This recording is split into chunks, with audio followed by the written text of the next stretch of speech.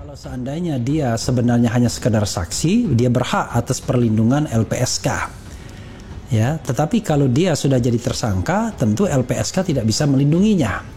Nah, ini LPSK ungkap kemungkinan Baradae terancam setelah ditahan. Saya juga sampaikan agar Polri memfasilitasi LPSK untuk memberikan perlindungan kepada Barada agar dia selamat dari penganiayaan, dari racun, atau dari apapun.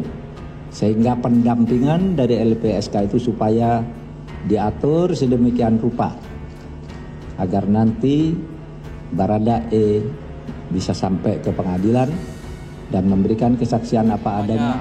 Namanya polisian, dia harus patuh sama perintah atasan. Kita juga kalau jadi karyawan kan patuh perintah pimpinan kita kan, sama aja lah. Ya, tentunya selalu berdasarkan fakta-fakta, saksi bukti yang ada. Nasib Baradae kini terancam, Susno Duaji, kalau dia mati tanggung jawab negara. Nasib Baradae kini terancam, Susno Duaji kalau dia mati tanggung jawab negara.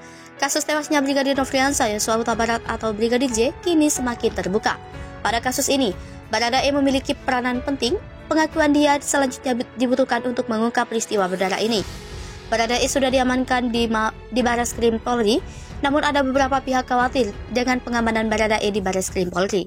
Menurut Komjen Susno Duaji, kalau Barreskrim Polri tempat paling aman, dilindungi oleh LPSK. Kita tahu LPSK ini tidak punya tempat pengamanan seaman di Barreskrim, ujar Susno Duaji dilansir YouTube TV One Senin 15 Agustus 2022. Dikatakan juga tidak ada petugas yang menjaga sebaik dari Barreskrim Polri. Negara bertanggung jawab untuk melindungi Baradae. Susno Duaji menjelaskan kalau Baradae meninggal tanggung jawab negara. Kini publik menunggu bagaimana kelanjutan kasus dari Baradae. Irjen Pol Ferdy Sambo kembali kena masalah. Kini giliran KPK yang turun tangani kasus barunya.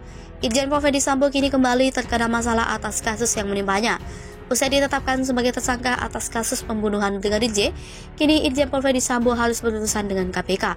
Komisaris Pemberantasan Korupsi menerima laporan dugaan penyuapan oleh mantan Kadif Propam Polri, Irjen Ferdy Sambo, kepada petugas Lembaga Perlindungan Saksi dan Korban. PLT Juru Bicara KPK Ali Fikri memastikan pihaknya akan menindaklanjuti setiap laporan dari masyarakat dengan melakukan langkah-langkah analisis terlebih dahulu berupa verifikasi mendalam dari data yang diterima.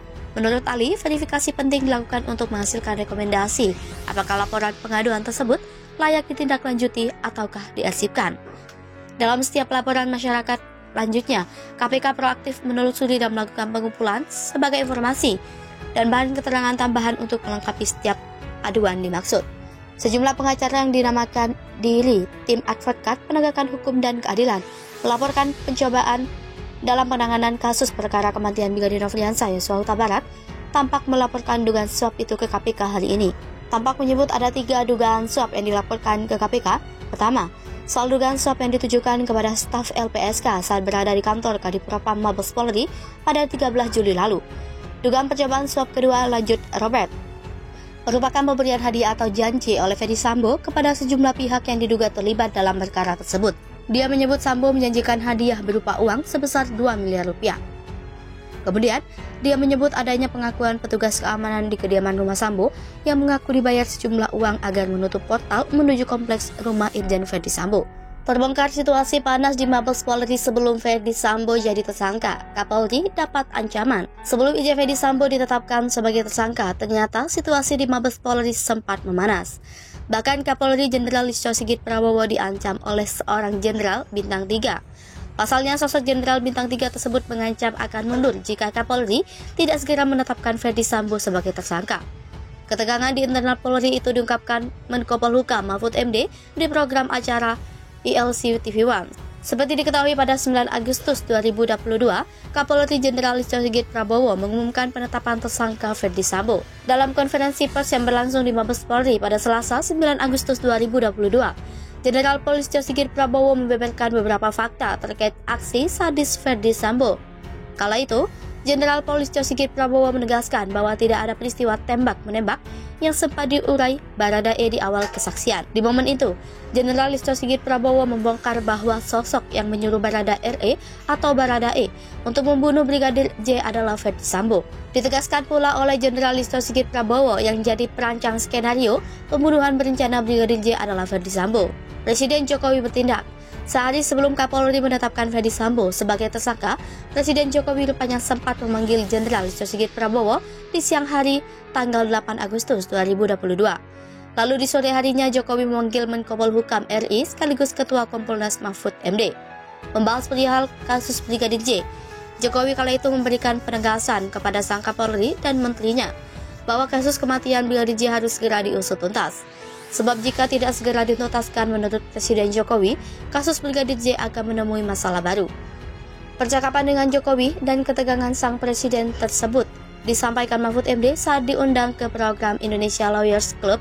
Tak lama dari pertemuan itu, Kapolri pun segera bertindak. Hingga berselang satu hari kemudian Kapolri mengumumkan penetapan tersangka atas Ferdi Sambo di depan satu Indonesia. Melihat keberanian Kapolri dan tim sus mengungkap tabir kematian Brigadir J, Mahfud MD memberikan apresiasi yang setinggi-tingginya. Jenderal Bintang 3 mundur.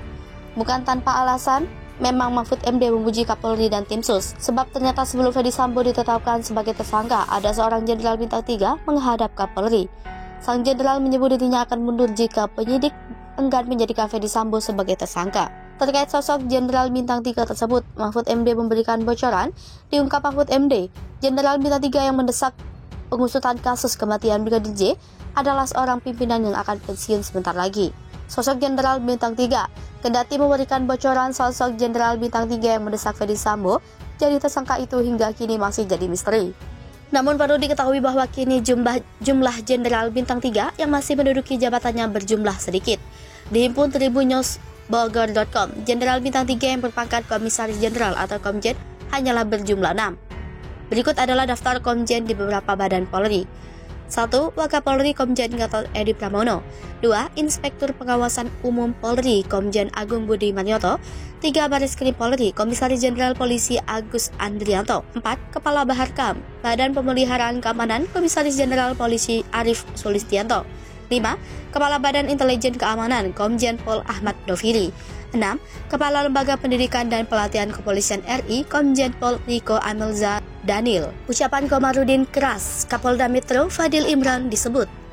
Pengacara Brigadir J Komarudin Simanjuntak mendesak Kapolri Listio Sigit menonaktifkan Kapolda Metro Jaya Irjen Fadil Imran.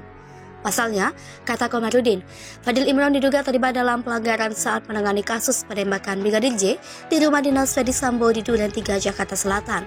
Menurut dia, 4 perwira menengah di Treskrimum Polda Metro Jaya melanggar kode etik dalam penanganan kasus pembunuhan Brigadir J. Menurut dia, Fadil Imran harus bertanggung jawab atas ulah anak buahnya yang telah menghilangkan alat bukti di lokasi kejadian.